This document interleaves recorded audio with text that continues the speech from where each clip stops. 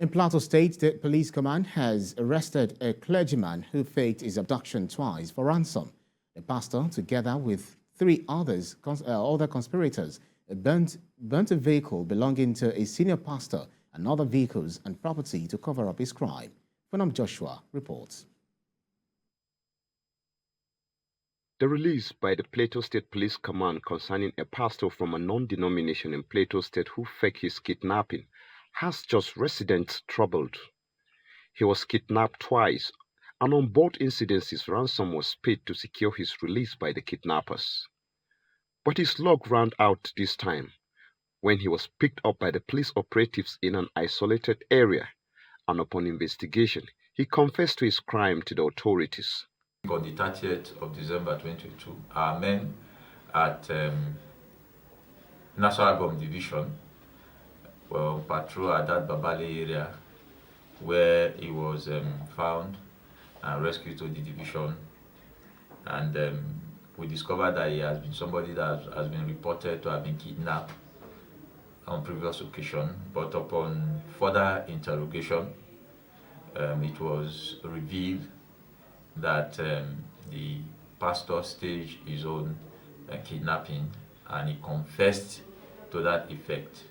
After staging his kidnapping twice within the period, he further went ahead and burned 2 vehicles and a bicycle within the compound of the pastor, within the pastor's premises, and claimed that he also did that because the pastor hated him. We were allowed time with the alleged perpetrator and other conspirators. It's because of the challenges I'm facing, financial need to settle a family issues. I don't really know what came over me that time. I'm highly disappointed on myself, sir. I'm trying to collect the money from their families. The police authorities on the Plateau are appealing on all residents to assist them with useful information that will aid them to rid the state away from all forms of criminal activities. Phonom Joshua, TVC News, Jos.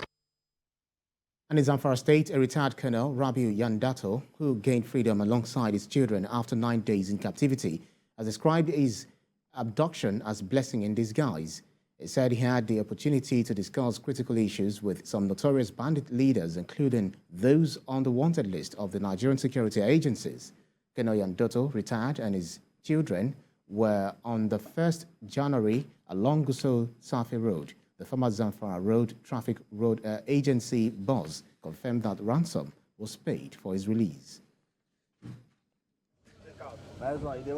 All these unwanted bandits, especially the ones that are listed by the Chief of Defense Staff, had a meeting with me in the bush.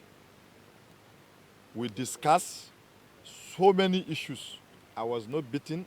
2 of my children and the 2 other people that were together, they feed us very well.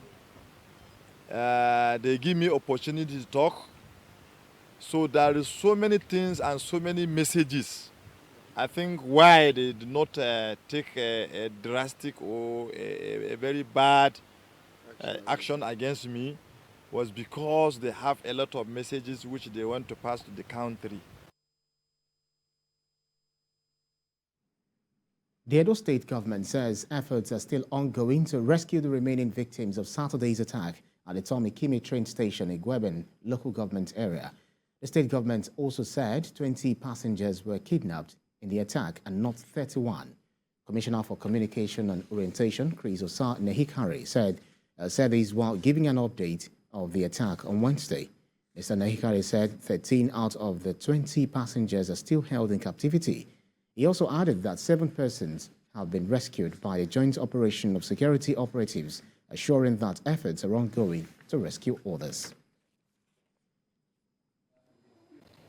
From intelligence, we have discovered that the kidnappers actually made away or successfully holding just 13 hostages, not 31 as previously thought. I think they must have taken maybe 20. 6 were rescued or 7 were rescued, and the balance is 13 with them. The operation is still ongoing, and we are confident that very soon the ordeal of these innocent citizens will come to an end. A spokesperson of the coalition of United Political Parties in Imo State, Ugo Chinyere, says he is worried about the alleged deteriorating health of proscribed IPOB leader Nnamdi Kanu in DSS custody. The CUPP spokesperson, who is also the PDP candidate for Idiato North and South Federal Constituency, says Mr. Kanu's freedom will be in the interest of the national unity, equity, justice, and will also help douse tensions in the southeast region. In the interest of stability, that let us obey the judgment of the court. Let us respect the rule of law, release Mazen Nnamdi Kanu, and find a way to address his worsening health conditions so that these issues can be addressed. And then the agitations that led to this crisis addressed by the president now that he's leaving office. There was no basis for the trial. Even by the constitutional powers vested in the president, he has constitutional powers through the Attorney General to initiate discontinuance of the trial. And let's turn our attention to the Niger Delta, where the Ethnic Nationalities Leaders Council has lauded President Muhammad Buhari for constituting the new board of the Niger Delta Development Commission, and reiterated that the growth of the country lies in the stability of the region. The youth of the region, during a press conference, is tasked the newly constituted board to show the world that the welfare and development of the region is their top priority instead of pursuing their gains. The National Assembly have done their own. Mr. President have done his own. The people of the region are eagerly waiting for the actions on the ground. All projects that supposedly should be ongoing, that are now appearing to be abandoned, should wear the face of action.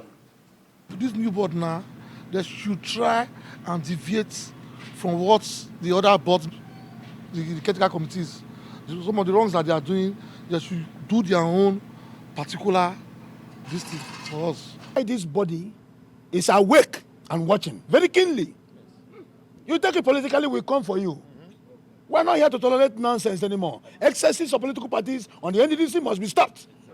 To this body, we have actually brought a lot of developmental projects to our different communities and created awareness for our people to know that NDDC is an intervention agency. We need our people to be attended to.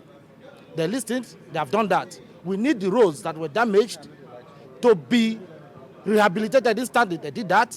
We need our youths to be carried along in whatever they do. It is what the government has set up before.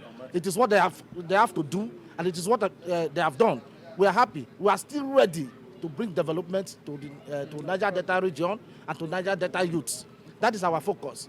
We have done that before. We are going to do it again, and we are going to continue doing it.